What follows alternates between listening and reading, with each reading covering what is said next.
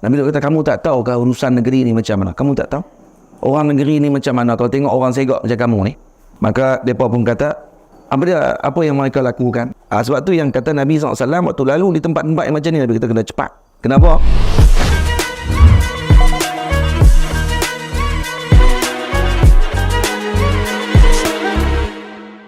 Allah Subhanahu Wa Taala mengutuskan 4 orang malaikat ni sebelum peristiwa terbalikkan negeri tadi, dengan surah gambaran maradun hasan. Jadi malaikat ni datang dalam bentuk rupa anak muda yang segak. 4 orang ni 4 orang anak muda segak. Jadi mereka datang bertemu Nabi Lut alaihissalam. Lalu mereka ni sebut datang dalam bentuk manusia. Nabi Lut tak perasan lagi waktu tu.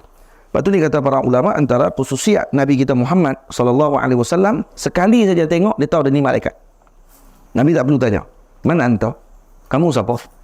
Beza dengan para Nabi yang terdahulu. Malaikat akan maklum, kami malaikat. Tapi Nabi kita Muhammad SAW ketika datang, ini kalau tak salah disebut oleh Maulana Syekh Yusri Hafizahullah. Mereka akan kena maklum dulu. Lepas tu Sayyidina Musa alaihissalam pernah tumbuk malaikat maut. Anda tak tahu kata ni malaikat maut. Ingatkan siapa dia mai suruh ati' rabbak, taat perintah Tuhanmu. Bong, kena tumbuk sudah. Dah duduk dalam rumah dia.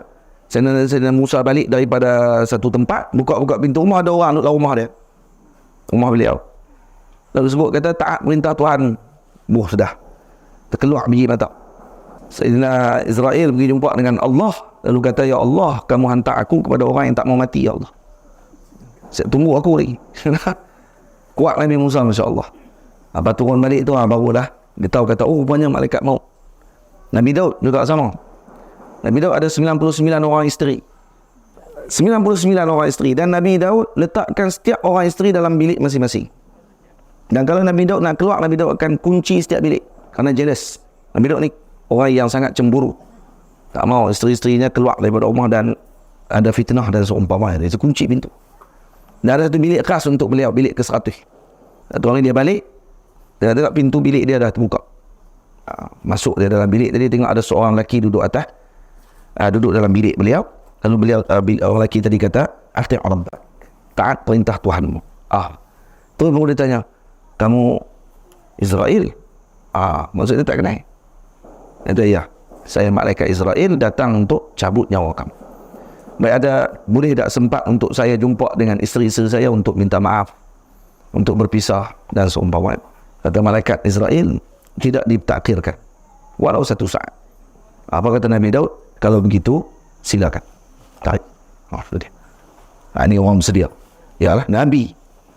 Kalau kita malaikat maut main macam tu, ati' rabbak, Allah kata tunggu saat boleh ko. Awal sangat aku silap, aku tengok balik apa. Aku tengok balik aku silap nama. Tak ada silap. Malaikat dia takkan silap dalam urusan tadi. Dia kata, silap rumah sebelah, kau rumah ni, kata dia. Tak ada, malaikat takkan silap. Dia akan mai, tepat mai. Tak apa. Moga Allah panjangkan umur kita dengan taat kepada Allah. Jadi 4 orang malaikat ni datang, lalu berkumpul.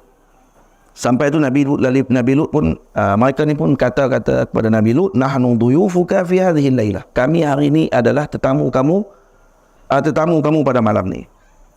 Nabi Lut alaihissalam kata kepada 4 orang lelaki ni, main ni segak sangat ni. Nabi Lut kata, kamu tak tahu ke urusan negeri ni macam mana? Kamu tak tahu? Orang negeri ni macam mana kalau tengok orang segak macam kamu ni? Tak. Maka mereka pun kata, wa ma amruha. Apa yang mereka lakukan? Soalan malaikat ni tak tahu. Pada malaikat ni datang, malaikat yang sama ni datang kepada Nabi Ibrahim untuk sampaikan berita gembira, Nabi Ibrahim akan dapat anak. Nabi Ismail akan lahir. Dan malaikat 4 orang ni jugalah yang datang ke kaum Lut untuk menghancurkan Nabi Lut, menghancurkan kaum Nabi Lut alaihissalam. Jadi 4 malaikat ni diutus khas untuk benda tadi, untuk bagi berita gembira kepada Nabi Ibrahim. Fabasyarnahu bi ghulamin halim, dalam Quran sebut. Dan kemudian datang ke kaum Nabi Lut untuk inna rusulu rabbika lan yasilu ilaika ila akhiril ayat. Dalam surah Hud ayat 81 diceritakan tentang kisah mereka datang adalah untuk menghancurkan kaum Nabi Lut alaihissalam. Lalu Nabi Lut pun jawab, kamu tak tahu negeri ini negeri yang paling teruk di atas muka bumi, iaitu negeri yang mana telah melakukan perkara yang dibenci oleh Allah Ta'ala, iaitu melakukan liwat.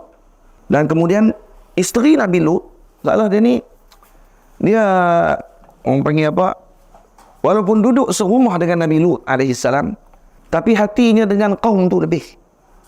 Maksudnya dia sayang dengan negeri tu. Jadi mungkin di sini orang negeri tu walaupun mereka buat urusan perangai buruk macam tu, tapi mungkin hubungan dengan masyarakat negeri tadi mungkin elok lah kot, kemasyarakatan mereka. Tapi isteri Nabi Lut, dia tak beritahu secara sarih, tak beritahu secara jelas. Kata ada orang tetamu mai rumah, dia akan buat macam mana perangai dia? Dia akan suruh pergi ambil garam di rumah jiran. Suruh dia punya hamba dia pergi ke rumah jiran ambil garam. Ambil garam, nak pinjam garam katanya. Maka orang akan tahu kata ada tetamu mai. Atau cara dia nak abang tu, dia nak abang macam tu, kata ada tetamu mai, dia akan pinjam garam. Dia tak akan beritahu kata ada tetamu di rumah. Dia buat cara macam tu, dia buat macam cara tauriah ni. Jadi dia pergi ambil garam, lepas tu orang pun tahu, oh banyak ada tetamu. Itu sebagai isyarat lah tu. Terus dia maklum kepada orang kampung tadi, pakat penuh mai. Kata kami nak 4 orang tu. Tu dia lah. Daripada binatang ni tu. Mai kepung rumah ni. Kepung rumah Nabi Lut. Abang kata kami nak. Nabi Lut tutup pintu. Dan Nabi Lut keluar temu dengan kaum dia dan kata ittaqullah wala tukhzuna fi dhaifi. Jangan kamu khianat dengan tetamuku. Ni tetamu aku. Jangan kamu khianat dengan mereka. Maka mereka pun naik habis ni, panjat habis dengan dinding-dinding rumah. Jadi jangan bayang rumah Nabi Lut rupa rumah kampung kita ni lah. Cik ni. Tak, dalam ni disebut apa ni, saya tengok ada gambar tulis kahfi Lut. Macam gua Nabi Lut alaihi salam, tinggi besar. Tempat dia masya-Allah, rumahnya masya-Allah tabarakallah. Besar. Sebab tu depa panjat, depa nak tengok dalam rumah dan seumpama. Macam tu. Kemudian Allah Subhanahu wa taala mengutuskan arahan kepada Nabi Lut untuk keluar daripada kampung tersebut, dan kemudian Allah mengutuskan dan memberi izin kepada Sayyidina Jibril untuk mengibarkan sayap baginda Jibril, lalu membutakan mata kaum Lut pada waktu itu. Mereka tak tahu jalan Nabi ke mana. Jadi mereka jadi gelap mata pada waktu itu, tak nampak. Jadi mereka tak tahu jalan. Dan kemudian bila mana dijamu makan kepada, sebelum itulah kita dijamu makan kepada kaum 4 orang tadi ni yang datang tetamu tadi, mereka tak makan. Barulah Nabi Lut perasan. Kata, kamu ni malaikat kan? Baru dia mengaku, kami ni malaikat Allah Ta'ala. Dalil kata, Nabi Lut tak tahu pada waktu tu yang datang tu malaikat. Kerana dia tak makan tu baru perasan kata ni malaikat Allah. Kerana malaikat tidak makan dan tidak minum. Faham? Dan kemudian kata malaikat ni, inna maw'idahum subhu alaysa subhu bi qarib. Jadi janji Allah Ta'ala mereka akan disiksa pada waktu subuh nanti. Bukankah subuh dah makin hampir?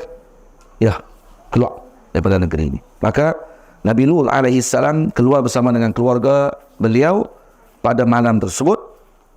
Dan bila keluar, Sayyidina Jibril alaihi salam ni, yang kecuali yang tak mau ikut waktu itu isteri Nabi Lut alaihi salam. Isterinya tidak mau ikut. Isteri dah ikut dah mula-mula.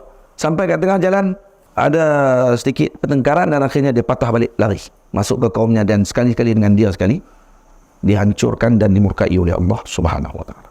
Jadi bila mana Nabi Lut alaihi salam keluar, Sayyidina Jibril datang dan dengan sayapnya yang satu saja dia korek negeri tadi daripada bawah dan ditelangkupkan ke semua negeri tadi. Bayang, ada 7 kampung dalam riwayat, 5 kampung dalam pandangan yang satu lagi.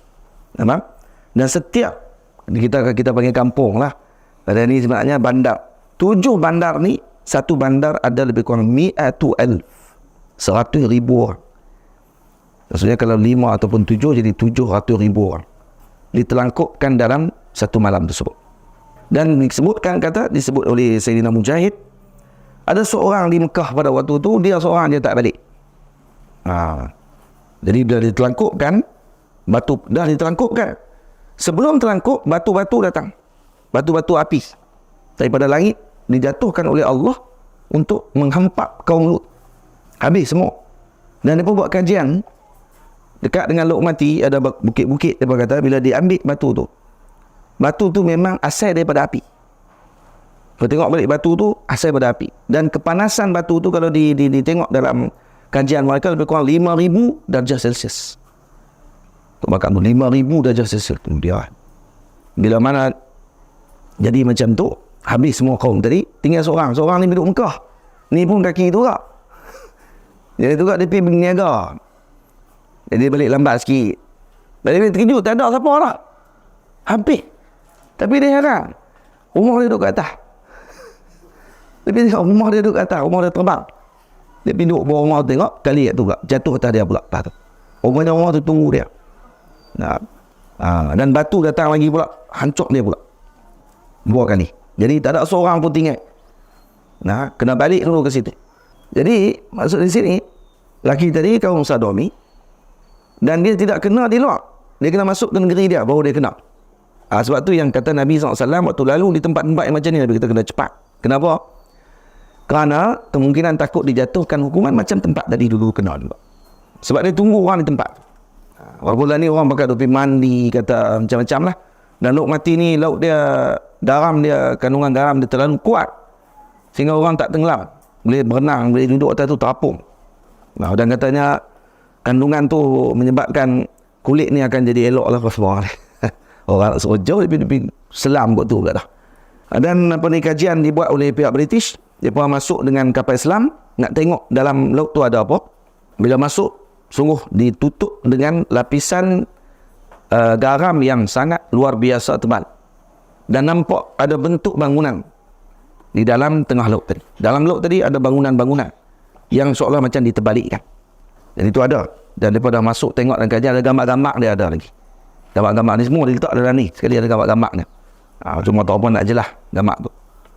Jadi itu berlaku kepada kaum Nabi Lut alaihi salam. Dan umur Nabi Lut tidak diketahui, kata Syekh Abdul Karim Ad-Dimyati, tidak diketahui sampai berapa umur Nabi Lut alaihi salam.